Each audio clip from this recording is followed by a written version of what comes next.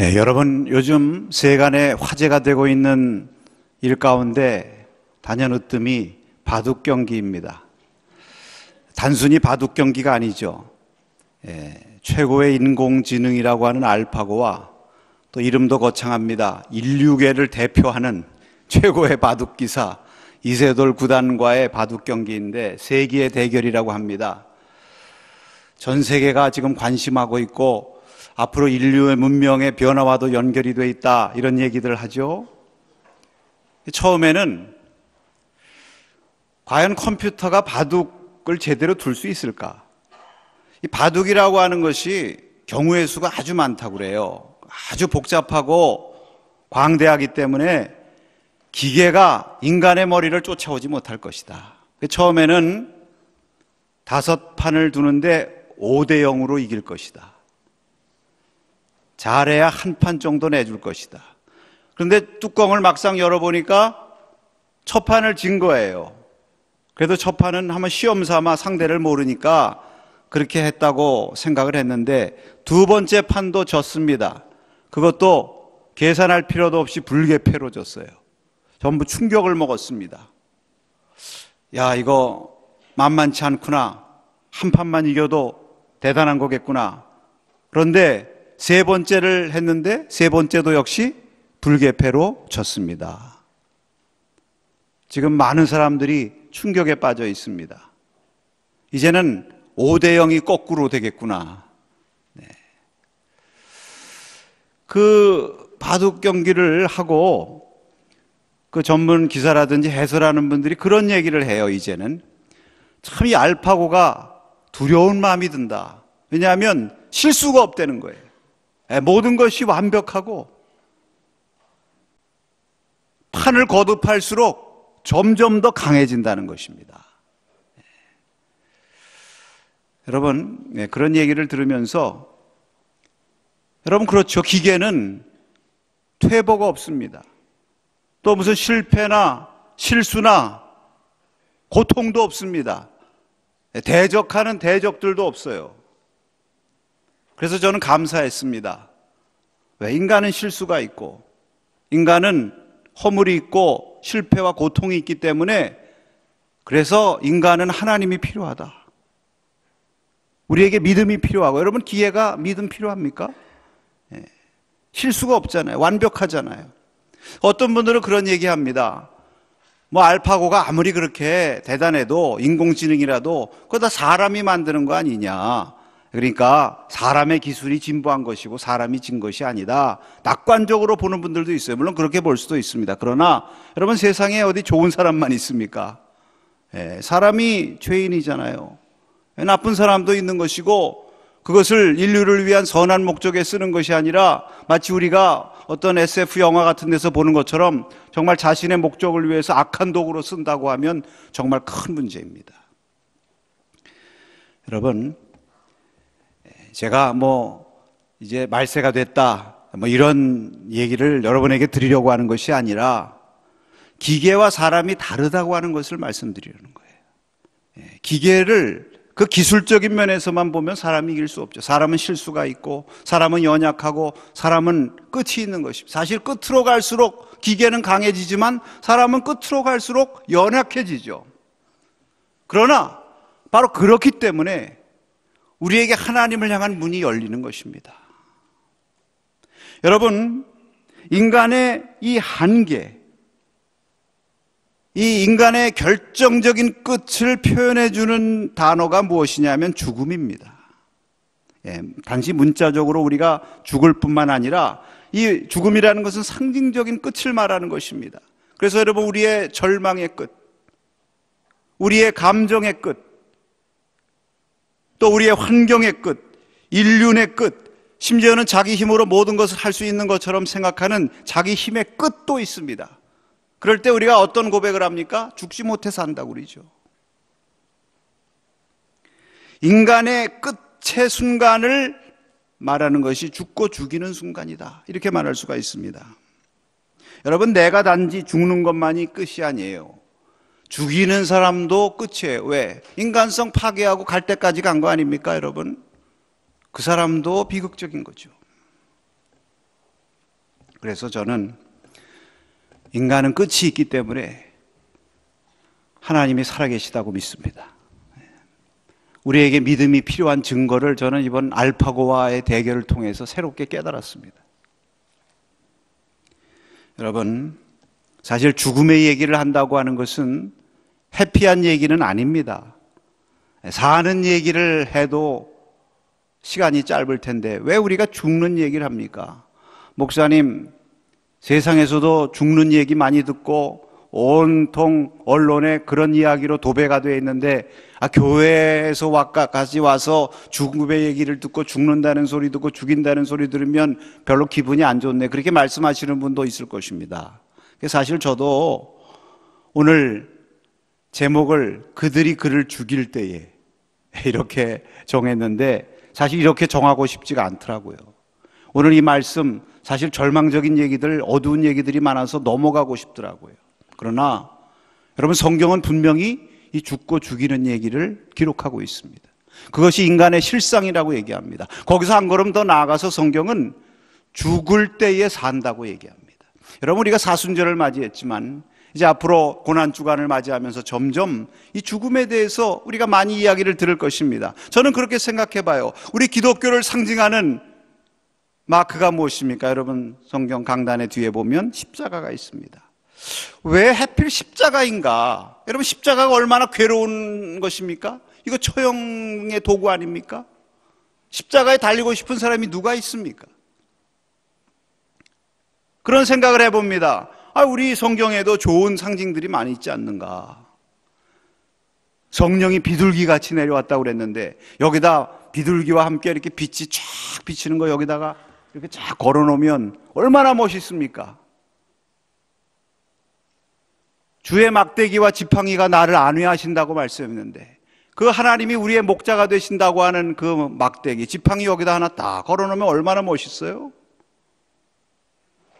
노아에게 다시는 심판하지 않겠다고 하면서 7빛깔 무지개를 딱 보여주셨는데 그 무지개 여기다가 딱 하나 걸어놓으면 얼마나 멋있습니까? 그런데 십자가란 말입니다. 죽음에 대한 이야기는 우리가 하기 싫지만 성경은 분명히 말씀하고 있습니다. 죽기 때문에 사는 것이다. 사실 인간이 기계가 아니고 죽고 죽이는, 어떻게 보면 실수가 많고 한계가 있고 실패와 허물이 많은 죄인이기 때문에 사실은 하나님이 우리를 구원하실 수 있고 저와 여러분에게 새로운 복음의 문이 열리게 되는 줄로 믿습니다.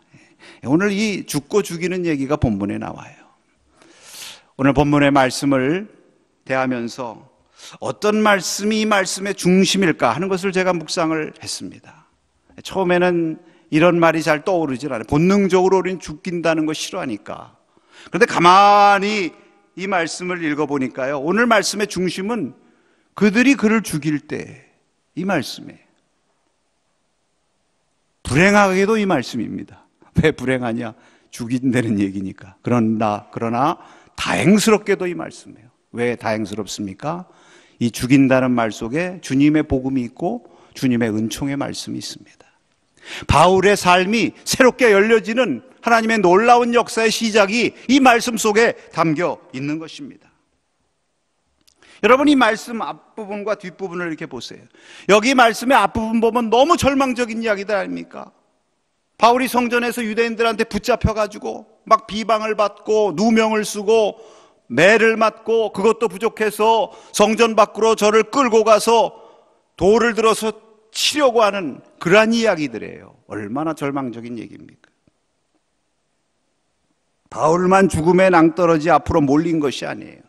바울을 돌로 치려고 하는 사람들도 사실은 인생의 막장까지 가고 있는 거예요. 왜 그렇게 인생 사느냐 싶을 정도로 그렇게 자기도 모르게 군중심리에 휩쓸려서 그렇게 가고 있는 것입니다. 그런데 여러분, 그러한 절체절명의 순간, 그들이 그를 죽이려 할 때 이 순간에 그 뒷부분에 보면 반전이 일어나는 것입니다. 그 소동을 듣고 천부장이 부하들을 데리고 그곳에 개입을 하는 것입니다. 그래서 그 죽음 직전에 있는 바울을 구출해서 그들의 영내로 데리고 가는 것입니다. 그러니까 군인 영내가 바울에게는 피난처가 된 거예요. 하나님의 구원의 방주가 된 것입니다. 여러분, 오늘 그들이 그를 죽일 때에 이 말씀은 바울에게 큰 위기와 시련의 순간을 표현하는 말씀이기는 하지만 동시에 이것은 새로운 기회와 새로운 구원의 문이 열리는 그러한 소망의 말씀인 줄로 믿습니다. 우리가 주목하는 것은 그 절망적인 이야기가 아니라 이 절망적인 상황 속에서 이 순간에 하나님께서 역사하시는 하나님의 약속과 소망의 말씀을 우리가 듣기를 원하는 것입니다. 오늘 이 말씀을 저와 여러분이 들을 수 있기를 주님의 이름으로 축원합니다. 먼저 여기 그들이 그를 죽일 때라고 하는 이 말씀은 하나님의 계획이 이루시는 때라는 말입니다. 오늘 바울에게 일어난 사건들을 처음부터 보면 여러분 모든 것이 뜻한 대로 안 돼요. 모든 것이 헝클어집니다. 사실 바울이 지금 성전에 있는데 왜 성전에 있습니까? 지난주에 우리가 살펴본 것처럼 예루살렘 교회 평화를 위해서 성도들과의 오해를 풀기 위해서 교회 지도자들이 성전에 가서 함께 결례를 행하라. 그래서 그 말씀대로 순종한 거예요. 하나님 앞에 예배드리고 어떻게든지 주님의 말씀대로 살려고 애를 쓴 결과 성전에 가서 제사를 드리고 결례의 의식을 행했는데 공교롭게도 성전에 간 일로 말미암아 오순절을 지키기 위해서 성전에 와 있던 아시아의 유대인들, 여기 아시아 유대인들이라고 하는 사람들은 아마 에베소서에 온 사람들 같아요. 왜냐하면 에베소 사람 드로미보를 알아봤다고 그랬거든요. 그 사람들한테 발각이 된 거예요. 그래가지고 졸지에 붙잡히고 어려운 가운데 처하게 된 것입니다. 여러분 이런 일을 당하면 얼마나 혼란스럽습니까? 내가 왜 말씀대로 순종하고 하나님 앞에 예배드리고 하나님의 뜻대로 살아보려고 했는데 잘 돼야 되는데 해결이 돼야 되는데 문제가 해결되기는커녕 더 꼬이는가? 그러나 그 다음에 또 보세요.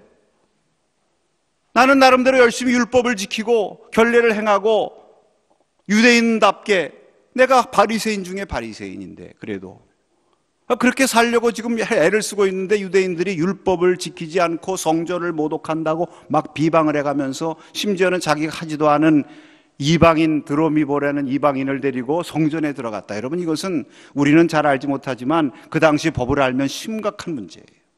예루살렘 성전에는 여러 뜰이 있지 않습니까? 이방인의 뜰이 있고 여인의 뜰이 있고 제사장의 뜰이 있고 이렇게 뜰이 있는데 이방인들은 이방인의 뜰까지만 들어갈 수 있는 거예요. 그 다음 뜰로 들어가는 문에는 큰 방이 붙여 있는 것입니다. 만약에 이방인들이 이 자리를 넘어서 다음의 구역으로 들어가면 그는 법에 따라 돌로 침을 당할 것이고 이것에 대한 책임은 본인이 져야 된다. 심각한 얘기입니다. 근데 이방인을 데리고 그 뜰로 들어갔다는 얘기는 사형죄에 해당하는 죄를 저질렀다는 얘기 아닙니까? 여러분 이런 일을 지금 바울이 당하고 있는 거예요. 이거 얼마나 인생이 꼬이는 문제입니까? 이제 막 인생의 낭떠러지에서 돌에 맞아 죽을 그러한 순간에 처하게 있는 것입니다. 그런데 바로 그 순간에 천부장이 나타난 거예요. 그리고 바울을 무리로부터 건져내는 것입니다. 여러분 이런 현상들 외적인 눈만 놓고 보면 모든 것이 꼬이고 하나하나 사건을 놓고 보면 이해가 안 되지만 가만히 보면요 여러분 이것이 무엇입니까? 바울을 향해서 하나님께서 예언하신 약속의 말씀이 이루어지는 것입니다. 믿습니까? 바울이 예루살렘에 올라가면 결박을 당한다고 말씀하셨잖아요. 그래 결박 당한 거 아닙니까? 또 환난을 당한다고 말씀하셨잖아요. 환난 지금 당하고 있지 않습니까? 그러나 그것이 마지막이 아니란 말입니다. 그 다음에 이방인의 손에 넘겨진다고 말씀하시지 않았습니까? 그 일로 말미암아 로마인의 손에 넘겨졌잖아요. 그리고 로마인에 넘겨지고 이방인에게 넘겨지는 이 모든 일들은 무엇을 위해서 일어난 것입니까? 바로 하나님을 통해서 하나님께서 바울을 통해서 이루고자 하시는 그분의 계획. 그가 예루살렘에서 복음을 전할 뿐만 아니라 더 나아가서 로마에 가서도 복음을 전하려고 하는 이 하나님의 계획이 이루어지는 과정이 하나씩 하나씩 진행되고 있다는 것입니다. 처음에 바울은 이러한 일들을 겪으면서 나한테 왜 이런 일이 일어날까 순간 혼란스러웠을 수도 있었겠지만 하나하나 되어가는 것을 보면서 마치 퍼즐 조각이 하나씩 하나씩 맞춰져서 아름다운 그림으로 완성되어가는 것처럼 하나님께서 이러한 일을 통해서 나를 향한 하나님의 그 계획, 그 선하신 뜻을 지금 하나하나 이루어가고 있고 계시구나. 이것을 깨닫고 바울은 하나님 앞에 찬송했을 것입니다. 사랑하는 성도 여러분, 여러분, 우리의 삶에 있어서도 마찬가지입니다. 우리가 순종하고 믿음으로 살려고 했는데 뜻하지 않은 어려움이 생깁니다. 주님의 일을 한다고 했는데 오히려 그것이 나에게 시험거리가 될 때도 있고 어려움에 처할 때도 있고, 여러분, 뜻하지 않게 비방과 누명을 뒤집어 써서 막 삶이 혼란스러워지고 뜻하지 않은 질병에 걸리기도 하고 여러 가지 어려운 문제들이 생길 때 그 한 조각 한 조각을 놓고 보면 도대체 나에게 왜 이러한 일이 나는가? 이것이 무슨 의미가 있는가? 여러분, 그러한 생각이 들 때가 있습니다만, 우리 하나님의 선하신 계획과 여러분을 향한 하나님의 뜻의 눈으로 우리가 바라보면, 이것이 하나님께서 우리를 향한 그의 뜻을 이루시는 하나의 과정이구나, 이러한 깨달음을 하나님께서 주시는 줄로 믿습니다. 여러분, 우리 하나님은 온전하신 하나님이세요. 선하신 하나님이세요. 그분이 우리를 향한 하나님의 뜻은 선하시고 온전하신 것입니다. 이번에 이 알파고 얘기를 또 하면은요, 알파고한테 질 수밖에 없다는 거예요. 왜? 이게 컴퓨터 1200대하고 두는 거랍니다. 사람이 아무리, 여러분, 구단을 입신이라고 그러는데 바둑에서 신과 같은 경지, 근데 신과 같은 경지라고 그래도 사람은 아무리 잘 봐봤자 몇십 수 앞에까지 못 본다는 거예요. 사람의 수라는 것은 제한이 되어 있는 것입니다. 근데 알파고는요, 판을 다 본대요. 그 순간에 한 착점을 가지고 수만 번의 조회를 거쳐가지고, 여러분, 당할 수 있습니까? 인간이 기계도 당하지 못해. 기계가 수만 번의 수를 본다고 하는데, 여러분, 전능하신 하나님, 우주와 만물을 지으시고 저와 여러분의 모든 인생을 주관하신 하나님은 얼마나 놀라운 수를 보고 계시겠습니까?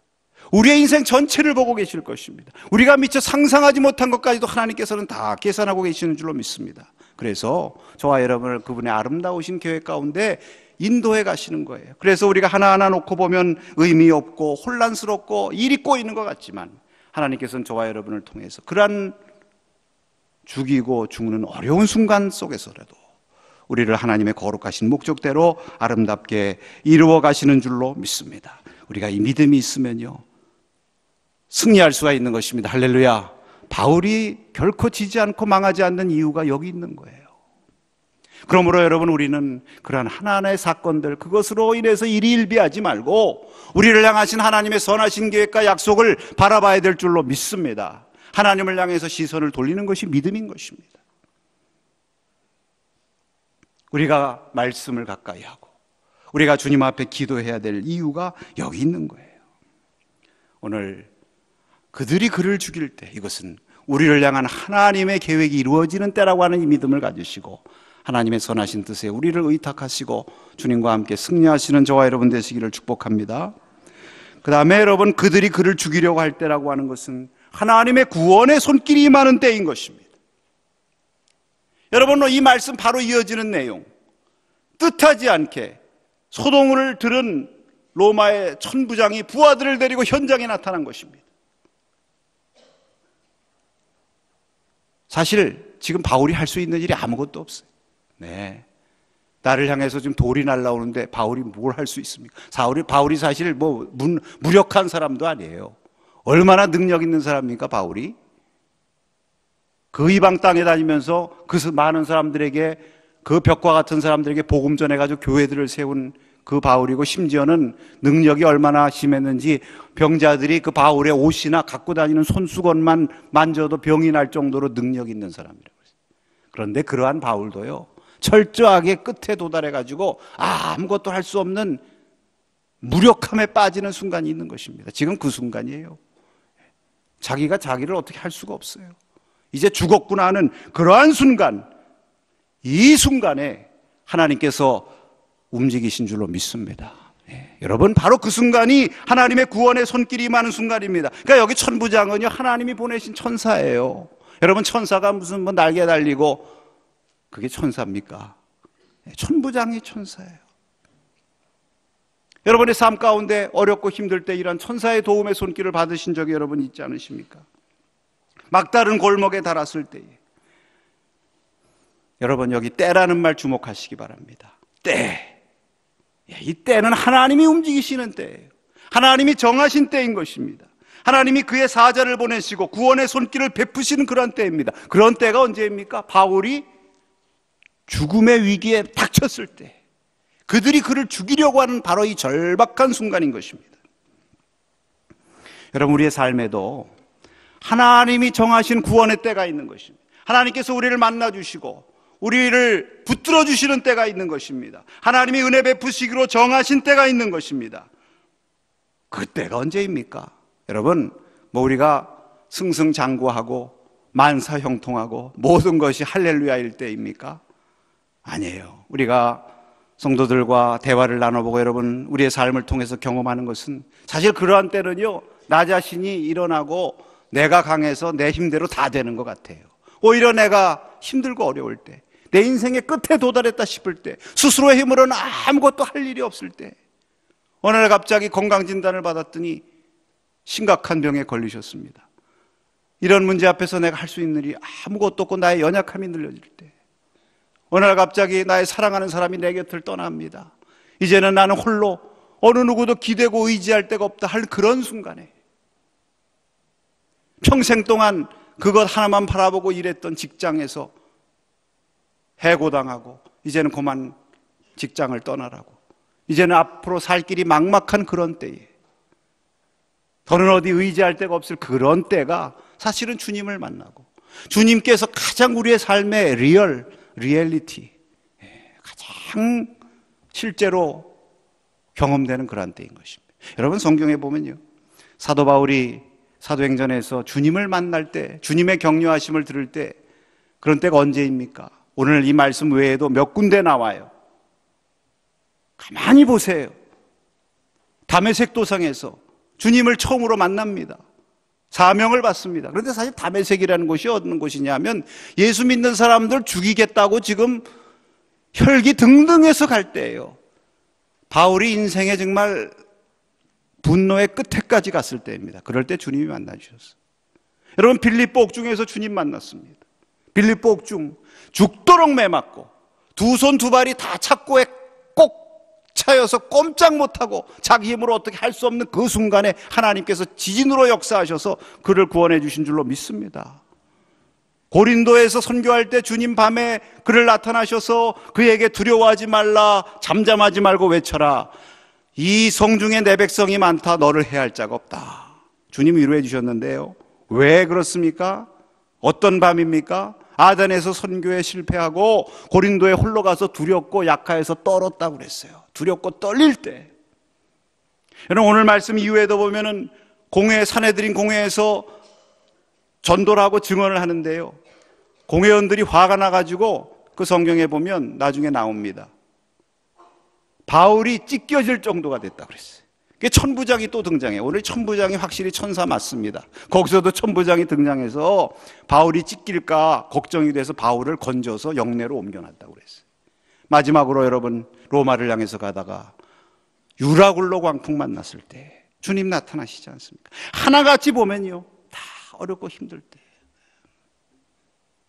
그들이 그를 죽이려고 할 때, 우리 인생의 위기요, 우리 인간적인 눈으로 보면 절망할 수밖에 없고 망할 수밖에 없는 그 순간이지만 오히려 그 순간이 하나님께서 여러분을 위해서 정하신 은혜의 때요, 구원의 날인 줄로 믿습니다. 그래서 우리 하나님의 성도들은 망하지 않는 것입니다. 여러분, 우리가 세상을 당하면서 어려운 일을 우리가 당하지 않는다는 게 아니에요. 당하지만 우리는 망하지 않는다는 거예요. 지금 사도 바울에게는 사명이 있잖아요.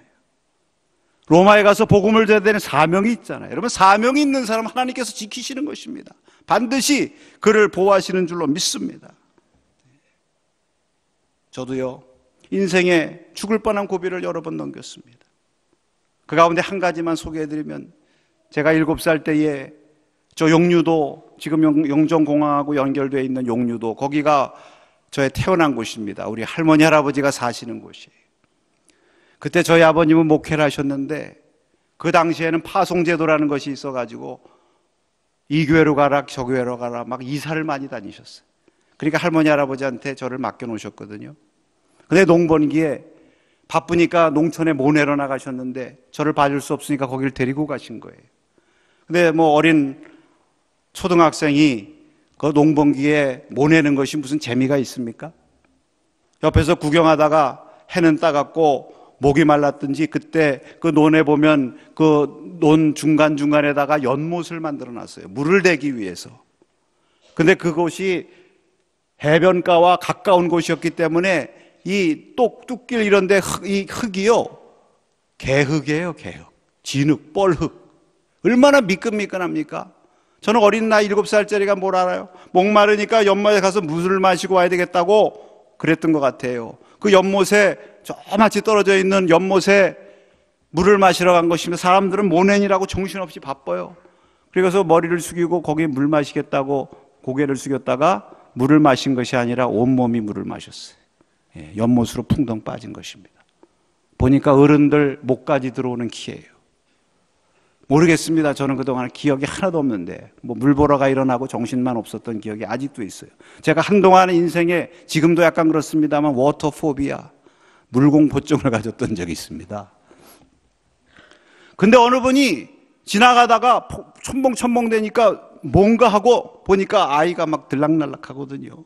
아이고 저기 애기 빠졌냐고 소리를 치면서 와가지고 건져냈어요. 제가 그 이후로는 고향 갈 때마다 그 동네 아저씨 꼭 선물 사서 인사드립니다. 근데 저는 지금 와서 생각하면 하나님 앞에 감사해요. 하나님께서 저에게 주신 사명이 있기 때문에 저를 지켜주셨다고 믿습니다. 여러분, 제가 만약에 그때 하나님 나라 갔으면 여기 자리에 서서 여러분에게 말씀 전할 수도 없어요. 여러분, 우리의 삶 가운데 참 어렵고 힘든 때가 있죠. 하나님께서 여러분을 향한 계획들이 다 계세요. 여러분들을 통해서 이루고자 하시는 일이 있기 때문에 하나님께서 여러분을 지켜주시는 줄로 믿습니다. 우리가 처절하게 비워지고 처절하게 우리 자신이 내려질 때에 그때 하나님께서 은혜로 채워주시는 거예요. 우리가 인생의 막장에 골목에 서서 이제는 우리의 힘으로 아무것도 할 수 없다고 생각하는 그때가 바로 하나님께서 우리를 위해서 정하신 때, 하나님이 구원하시는 때인 줄로 믿습니다.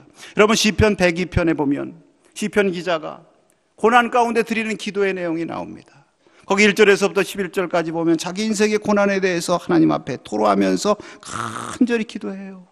주여, 내 인생이 연기가 소멸되는 것 같이 되었습니다. 내 뼈가 숯같이 탔습니다. 내가 음식을 먹을 기력도 없고 맛도 없습니다. 잠도 잘 수가 없습니다. 내 살이 뼈에 붙었습니다. 적들이 나를 비방하고 나를 해하기 위해서 짐승처럼 울부짖습니다. 막 하나님 앞에 간절히 토로해요. 그러면서 11절에 그렇게 얘기합니다. 여호와여, 주는 영원하시고 주의 구원을 대대 기억하리로다. 하나님께로 시선을 돌립니다. 이제 나는 아무것도 할 수가 없으니 주님 나의 삶 가운데 오셔서 내 삶에 좌정하여 주시옵소서. 그러면서 그가 고백하는 말씀이 있습니다. 시편 102편 13절의 말씀, 우리 한번 함께 읽습니다. 주께서 일어나사 시온을 긍휼히 여기시리니 지금은 그에게 은혜를 베푸실 때라. 정한 기한이 다가옴이니이다. 주여, 바로 지금이 주께서 일어나실 때입니다.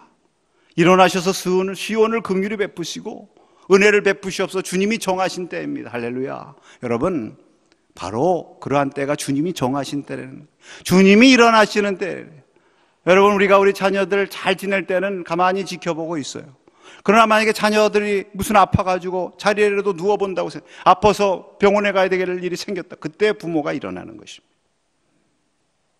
여러분, 오늘 이 13절의 말씀, 여기 말씀 다시 한번 화면에 띄워주세요. 여기 13절에 보면 시온이라고 하는 말이 나오는데, 13절 시온에 있는 말씀을 여러분 한번 나의 말을 대입해서 말씀해 보세요.